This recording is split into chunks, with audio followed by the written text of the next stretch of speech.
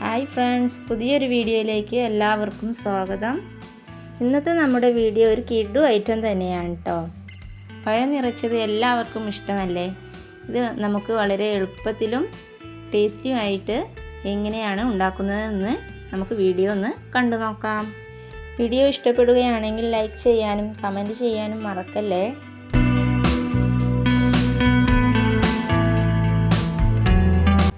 ഒരു പാൻ അടുപ്പിലേക്ക് വെച്ച് 1.5 table spoon അളവിൽ നെയ്യ് ചേർത്ത് കൊടുക്കാം. ഇതിലേക്ക് 2 ഏലക്ക, കുറച്ച് മുന്തിരി, കുറച്ച് അണ്ടിപ്പരിപ്പ് ചെറുതായി അരിഞ്ഞെടുത്തിട്ടുണ്ട്. ഇനി ചൂടായ നെയ്യിലേക്ക് അണ്ടിപ്പരിപ്പ് ചേർത്ത് കൊടുക്കാം. ഒരു 8-10 അണ്ടിപ്പരിപ്പാണ് ഞാനിവിടെ അരിഞ്ഞെടുത്തിട്ടുള്ളത്. ഇതൊന്ന് കളർ മാറി വരുമ്പോൾ നമുക്കിതിലേക്ക് മുന്തിരി ചേർത്ത് കൊടുക്കാം. ഫ്ലെയിം ഒന്ന് കുറച്ച് വെച്ചിട്ട് വേണം നമുക്ക് ഇത് വറുത്തെടുക്കാനായിട്ട്, അല്ലെങ്കിൽ കരിഞ്ഞു പോകും.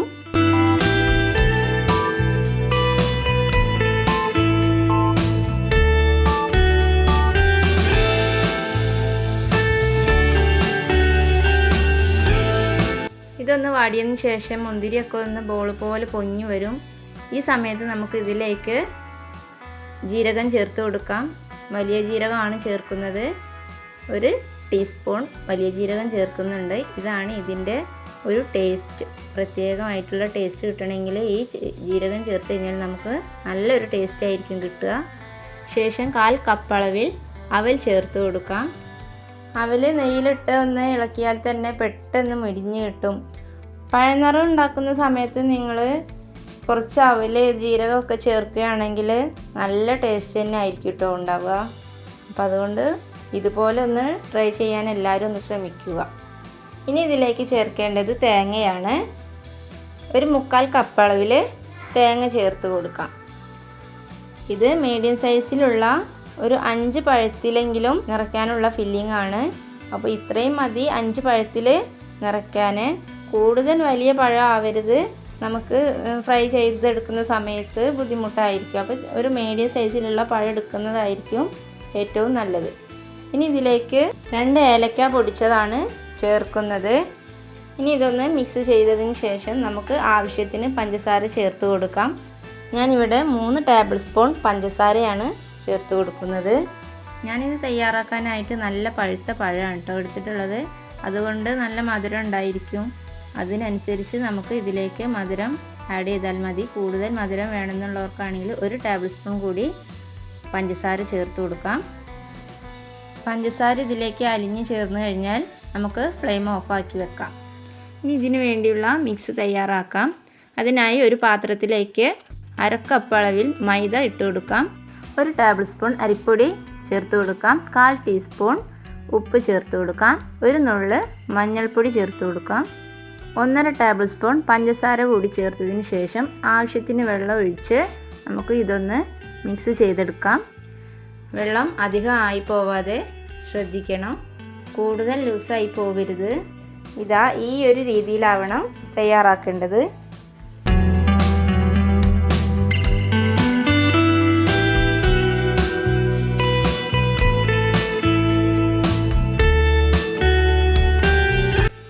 ഞാനിതാ നന്നായി പഴുത്ത പഴമാണ് എടുത്തിട്ടുള്ളത്. ഇതൊന്ന് നന്നായി കഴുകി വൃത്തിയാക്കിയിട്ട് 2 അറ്റവും മുറിച്ച് കളയണം.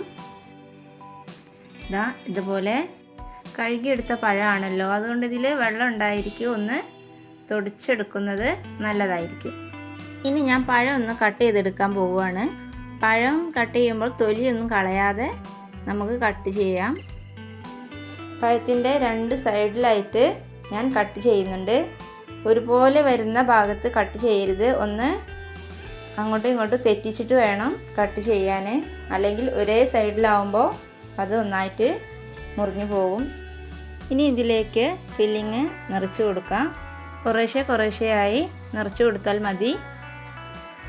പഴം പൊട്ടി വരാത്ത രീതിയിൽ നമുക്ക് കുറേശ്ശെയായി നിറച്ച് കൊടുക്കാം. പഴം കട്ട് ചെയ്യുന്ന സമയത്ത് 2 അറ്റം വരെ കട്ട് ചെയ്യരുത്. അങ്ങനെ ചെയ്താൽ ഫില്ലിങ് നിറയ്ക്കാൻ കഴിയാതെ വരും. നമുക്ക് കഴിയുന്നത്ര ഫില്ലിങ് പഴം പൊട്ടി വരാത്ത രീതിയിൽ നിറച്ച് കൊടുക്കാം. ഇതാ ഇതുപോലെ 2 സൈഡിലും ഞാൻ നിറച്ച് കൊടുത്തിട്ടുണ്ട്. അതുപോലെ എല്ലാ പഴവും ഇതുപോലെ നിറച്ച് കൊടുക്കാം. പഴത്തിൻ്റെ തൊലി കളയാതെ നമ്മൾ കട്ട് ചെയ്ത് ഫില്ലിങ് നിറയ്ക്കുന്നത് അത് നിറയ്ക്കുന്ന സമയത്ത് പഴത്തിൻ്റെ മറ്റ് ഭാഗങ്ങളിൽ ഫില്ലിങ് ആവാതിരിക്കാൻ വേണ്ടിയാണ്. നല്ല വൃത്തിയിൽ നമുക്ക് ഫില്ലിങ് നിറച്ച് കൊടുക്കാം. ഇതുപോലെ പുറത്തേക്ക് തെറിച്ച് നിൽക്കുന്ന ഫില്ലിങ് ഒന്ന് കൈകൊണ്ട് ഒന്നുകൂടി ഒന്ന് പ്രസ് ചെയ്ത് കൊടുക്കുക. അതുപോലെ എല്ലാ പഴവും തൊലി കളഞ്ഞൊന്ന് മാറ്റി വെക്കാം.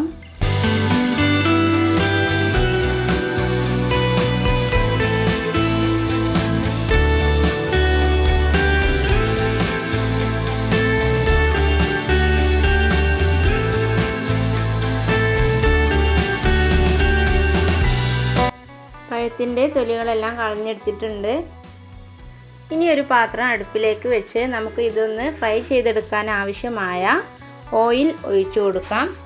ഞാനിവിടെ സൺഫ്ലവർ ഓയിലാണ് യൂസ് ചെയ്യുന്നത്. ഇനി നമ്മൾ ആദ്യം തയ്യാറാക്കി വെച്ച ബാറ്ററിലേക്ക് ഓരോ പഴവും ഇട്ട് കൊടുത്തതിന് ശേഷം പഴം മുഴുവനായിട്ട് കവർ ചെയ്യുന്ന രീതിയിൽ സ്പൂൺ വെച്ച് കുറേശ്ശെയായി മിക്സ് ഒഴിച്ചു കൊടുക്കാം. പഴം അങ്ങോട്ടും ഇങ്ങോട്ടും ഒന്നും ഇളക്കി മറിക്കാതെ ഇതുപോലെ മുകളിലായി ഒഴിച്ചു കൊടുത്താൽ മാത്രം മതി. ഇനി ഇത് ഫ്രൈ ചെയ്തെടുക്കാം.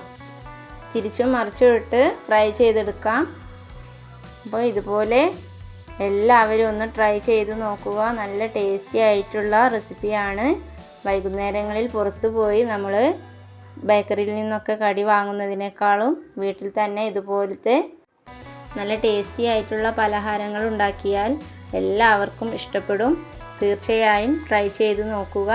വീഡിയോ ഇഷ്ടപ്പെടുകയാണെങ്കിൽ ലൈക്ക് ചെയ്യാൻ മറക്കല്ലേ. അതുപോലെ നിങ്ങളുടെ അഭിപ്രായങ്ങൾ കമൻറ്റിലൂടെ അറിയിക്കുക. സബ്സ്ക്രൈബ് ചെയ്യാത്തവരാണെങ്കിൽ ഒന്ന് സബ്സ്ക്രൈബ് ചെയ്ത് സപ്പോർട്ട് കൂടി ചെയ്യണേ.